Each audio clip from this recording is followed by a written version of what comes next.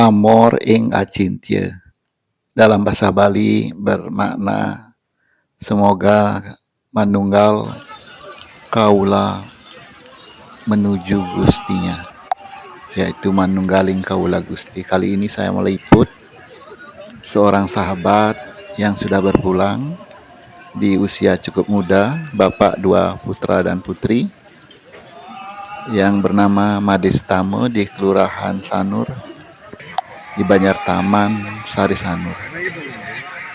Saya meliput untuk mendapatkan gambaran bagaimana upacara pengabenan atau kremasi dilakukan. Sebelumnya silakan support kami ya.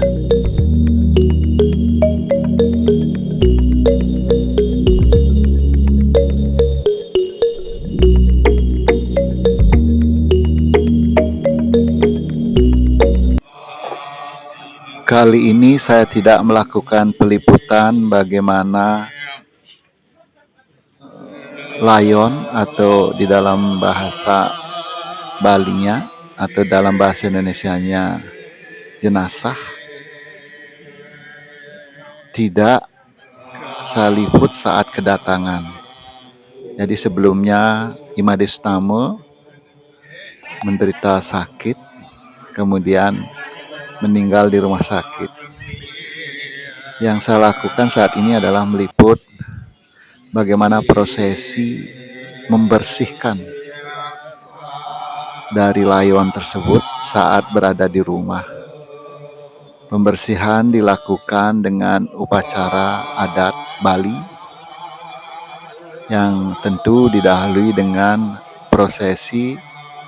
Warga kami melakukan gotong royong untuk mempersiapkan peralatan-peralatan dan juga sarana upacaranya. Setelah itu, peralatan dibawa masuk ke rumah duka. Kemudian dimulailah prosesi untuk pembersihan.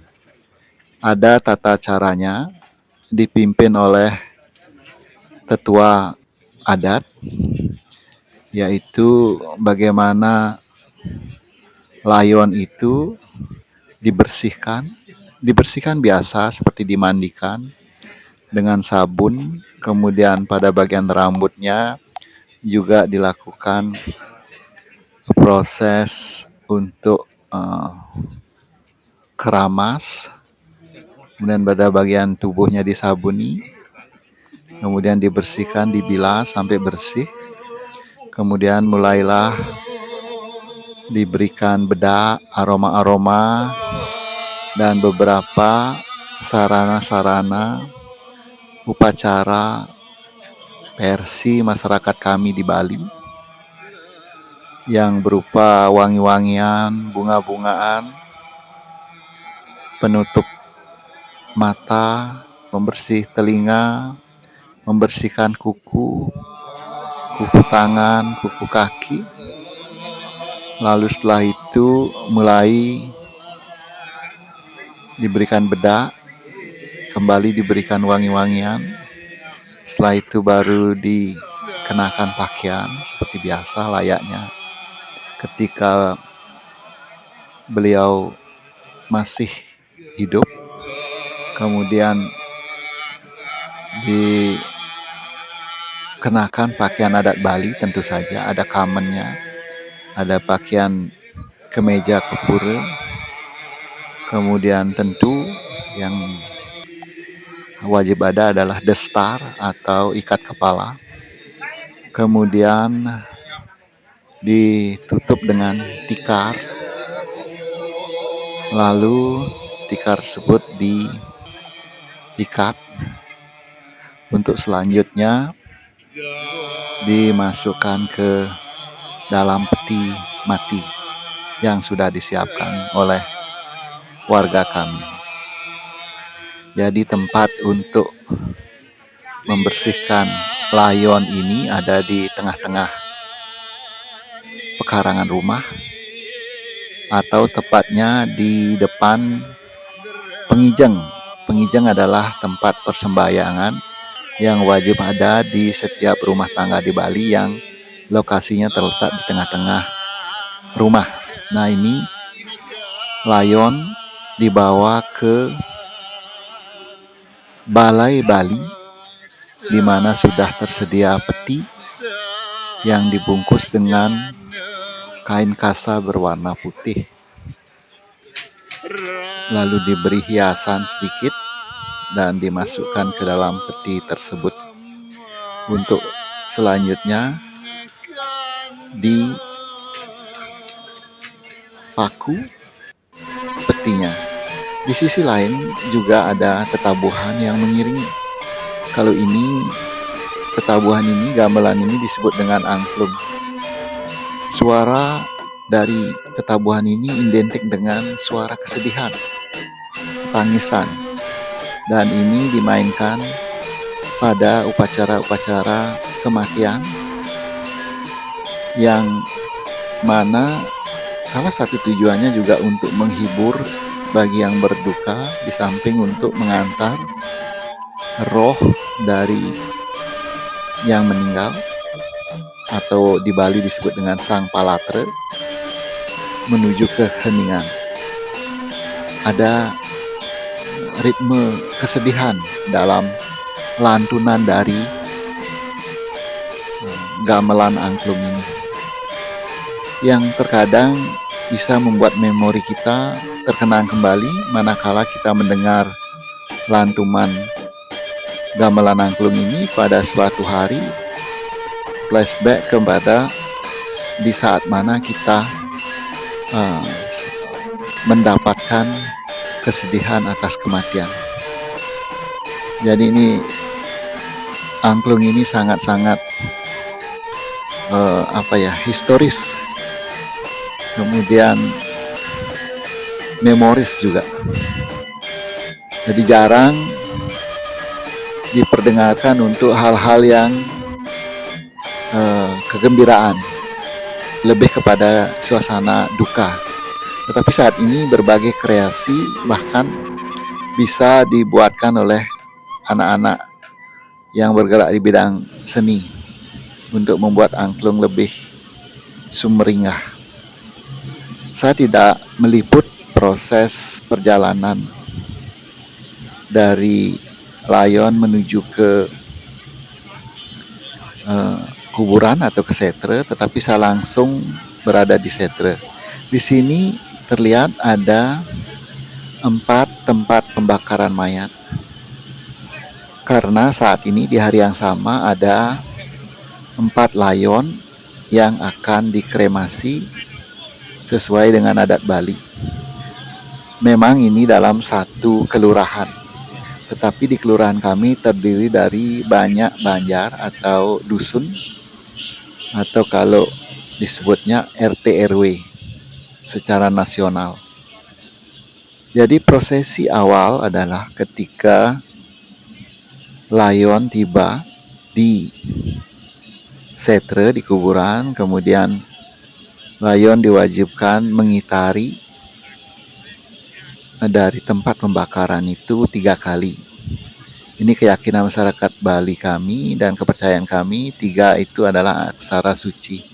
Jadi berkeliling 3 kali di tempat pembakaran dengan sarana-sarana upacaranya, dan prosesi ini diikuti secara khidmat oleh sanak saudara, teman, sahabat yang hadir di sini. Di sisi sebelahnya tampak salah satu tempat pembakaran yang berbahan dari batang pohon pisang, sudah pada proses pembakaran, sudah mulai pembakarannya. Beliau juga meninggal karena sakit, masih juga cukup muda. Sedangkan sahabat kami Made Sutamo juga meninggal karena sakit yang diderita. Beliau meninggalkan 2 putra dan putri, 1 masih sekolah di sekolah dasar dan satunya masih sekolah di sekolah menengah pertama. Tadi kita lihat peti jenazah, peti layonnya diletakkan sedangkan layonnya langsung dimasukkan ke tempat pembakaran. Nampak tetua adat yang memimpin jalannya prosesi ini bersiap-siap untuk memulai prosesi kembali, yaitu pembersihan. Nah, di sini berbeda dengan di rumah duka. Ketika di rumah duka dibersihkan layaknya seperti membersihkan manusia atau memandikan, yaitu dengan menyabuni dan mengkeramasi, kemudian menggosok kuku dan lain-lain. Tapi kalau di sini lebih kepada spiritualnya dengan membersihkan dengan sarana air-air suci, tirte, yang di Bali disebut dengan tirte, yang diambil dari tempat persembahyangan keluarga, tempat persembahyangan desa, pura-pura yang ada di sekitar desa. Itu diperciki satu persatu untuk membersihkan. Sementara petinya nampak di sini langsung dibakar. Jadi peti yang mendahului dibakar.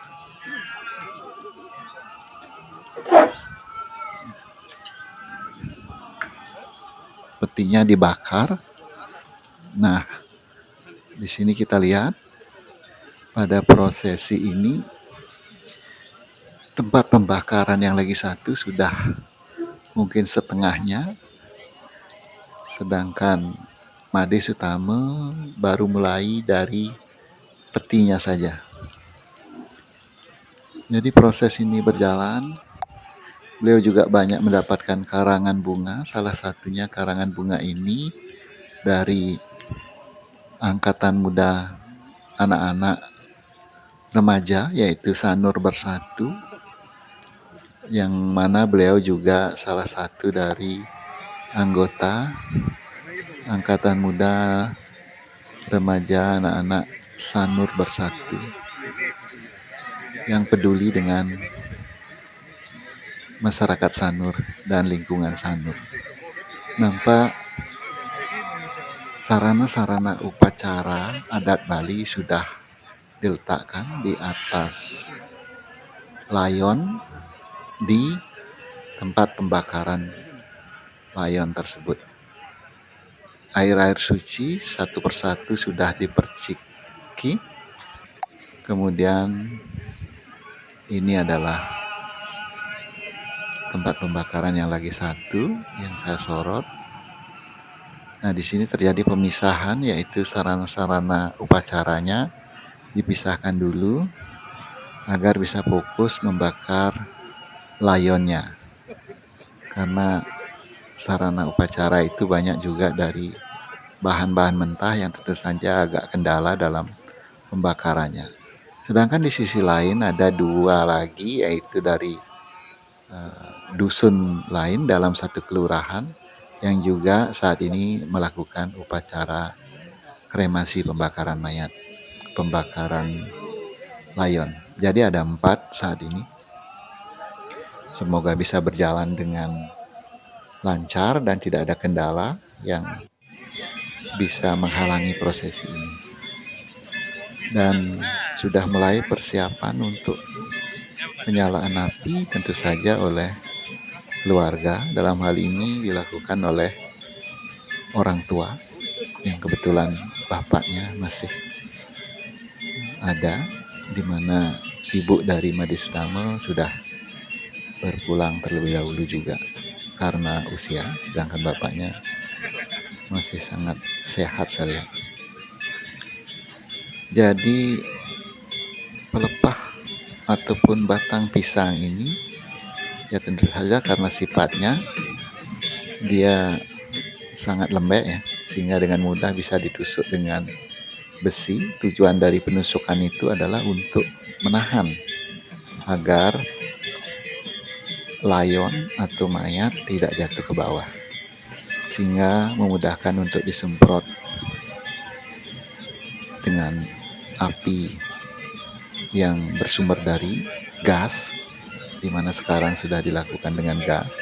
Sebelumnya mungkin ada minyak gas yang dipompa, sekarang udah tabung gas dipergunakan. Jadi semburannya sangat keras jadinya.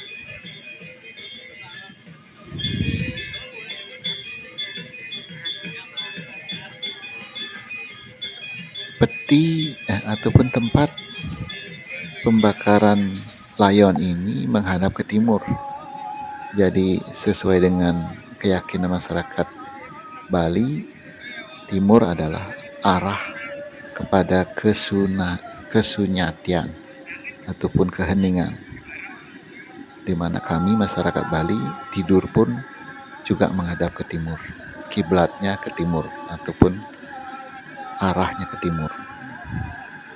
Nah, ini saya melakukan perekaman dari sisi timur, yaitu dari sisi pantai, karena Setre ini, kuburan ini terletak di pinggir pantai, tepat berada di pinggir pantai. Hanya beberapa langkah kita sudah bisa menyentuh air laut ataupun pasir laut.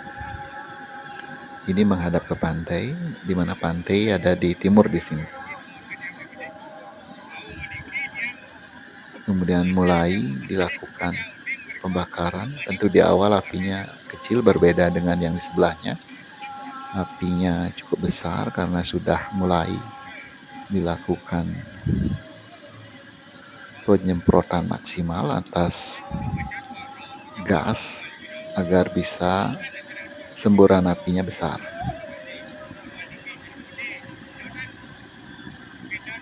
Ya mungkin ada perasaan tidak tega melihat bagaimana layon itu dibakar, tubuh yang sudah tidak bernyawa itu dibakar. Tapi ini adalah tradisi kami agar bisa secepatnya layon itu menjadi abu. Karena dalam keyakinan kami semakin cepat layon itu menjadi abu, memungkinkan untuk dilakukan prosesi upacara mengembalikan sang Atman yang menguasai tubuh itu ke Parama Atman. Jadi dalam keyakinan masyarakat kami di Bali, Parama Atman atau Tuhan itu menciptakan Atman, yaitu jiwa-jiwa, dan jiwa-jiwa ini menghidupi tubuh. Ketika menjadi Atman, beliau bersifat baik atau widya, karena Atman itu sifatnya baik. Nah, ketika terlahir ke dunia, Atman itu sudah diselimuti dengan awidya atau karma. Jadi siapapun yang lahir ke dunia secara logika adalah untuk menebus kegelapan, kesengsaraan. Karena pada hakikatnya sejak lahir kita sudah mulai menangis, artinya ada kesedihan dalam dunia ini. Karena di dunia ini tidak abadi, tidak kekal. Yang kekal adalah kembali ke pangkuan Parama Atman atau Tuhan Yang Maha Esa. Tapi untuk menjalani kehidupan ini ya memang takdir untuk hidup di dunia.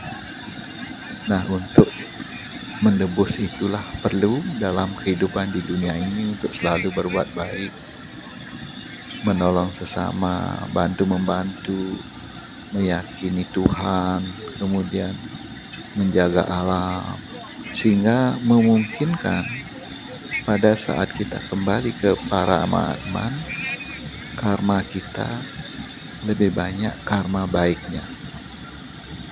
Tetapi namanya manusia tidak luput dari godaan. Nah, untuk bisa kembali ke Parama Atman inilah masyarakat kami di Bali sangat mempercayai dengan manunggaling kawula Gusti untuk mengembalikan itu bisa secepatnya dibakar, kemudian dilarung ke laut, kemudian diulap lagi sekali, kemudian dibuatkan upacara untuk bisa distanakan di tempat persembayangan keluarga untuk dipuja oleh para preti sentananya atau keturunannya, sehingga memungkinkan Atman itu untuk bisa kembali ke para Mahatma. Bagaimana jika tidak kembali ke para Mahatma? Kemungkinan kalau dosanya masih cukup banyak atau terselimuti oleh kewajiban-kewajiban untuk membersihkan diri, dia bisa kembali reinkarnasi ke dunia, terlahir kembali untuk menebus dosa. Nah, itu secara keyakinan kami. Nampak di sini bagaimana layon itu mungkin kurang enak kalau dilihat, yaitu layon itu diposisikan agar bisa mudah kena api, ataupun kalau kedua tangannya terlihat terlentang, digerakkan agar bisa tersorot api, sehingga kelihatan seperti kita sedang memanggang sesuatu. Kelihatan sepintas layon tersebut mulai gosong dan ada guratan-guratan cahaya api yang saya lihat. Semakin lama sambaran api terlihat semakin besar, diperbesar dengan gas yang dibuka penuh. Saya tidak memperhatikan di sini secara sesama bahwa ada letupan-letupan, tidak saya lihat. Yang saya lihat hanya tubuh gosong ataupun layon yang sudah terlepas dari pakaian yang dikenakan, dan sekarang mulai kehilangan kulit, kehilangan daging. Nampak di bagian kepala sudah kelihatan putih, mungkin itu bagian dari tengkorak ataupun tulang tengkorak yang memutih. Sedangkan di sisi lain, di tempat pembakaran yang lagi satu sebelahnya, nampak kepala sudah mulai habis dan mulai ke arah badan. Kalau yang di sebelah kanan dari saya itu kelihatan masih ada kepalanya utuh, tetapi tengkoraknya udah kelihatan. Karena arah angin tertiup dari arah saya berdiri, yaitu dari arah timur, sehingga saya tidak mencium terlalu keras bau gosong, hanya melihat sambaran api ke dalam tubuh. Ketika di awal ataupun layon ini diposisikan dalam posisi tinggi. Nah, sekarang sudah mulai pada bagian tubuh belakang dari layon, yaitu dari arah perut ke bawah, ke paha kaki, lebih tinggi posisinya. Itu dengan ditusukkannya besi-besi itu di antara batang dari tanaman pisang ini, batang pisang ini. Sedangkan pada bagian kepala, dada dan kepala serta tangan nampak lebih rendah, sehingga posisinya miring jadinya. Posisi layon ini miring, sehingga mudah disemprot dengan api. Mungkin tujuannya biar lebih cepat bisa terbakar. Nah, tentu saja nantinya setelah proses ini berjalan, kemudian mulai habis tubuh ini dilalap api, kemudian yang tersisa hanya tulang-tulang, karena daging, kulit, dan lainnya sudah habis terbakar, kemudian tersisa tulang, barulah kemudian nantinya tempat pembakaran yang dari batang pisang ini dibuka, kemudian disirami dengan air terlebih dahulu, kemudian disiapkan tempat untuk memungut beberapa bagian dari tulang-tulang yang tersisa. Tentu dipastikan terlebih dahulu semuanya sudah terbakar. Nah, tulang-tulang yang tersisa ini selanjutnya diperteke ulang atau direka ulang membentuk tubuh manusia dalam miniatur yang selanjutnya ditaruh di sebuah bokor ataupun tempayan, kemudian dihiasi, kemudian diisi sesaji-sesaji, kemudian bunga-bunga harum, kemudian minyak harum, kemudian dibungkus kembali lalu dibentuk seperti orang gitu ya, diperteke itu, lalu itu dilakukan pemujaan dipimpin oleh pendeta yang tentu saja akan hadir setelah proses pembakaran layon ini selesai. Pendeta akan melakukan pemujaan, kemudian dengan sarana upacara sesuai dengan adat kami, tradisi kami di Bali, yang juga diikuti oleh seluruh keluarga besar, dan tentu saja handai toladan teman-teman yang hadir di sini juga ikut memberikan puja bakti ataupun mendoakan agar sang palatre layon dari Imade Sutamo ini beserta rohnya bisa kembali menuju kepada Sunia Jati, yaitu keheningan. Nah, kami katakan di sini disebutnya sebagai amor ing acintya, kembalinya Atman ke Paramatman. Setelah itu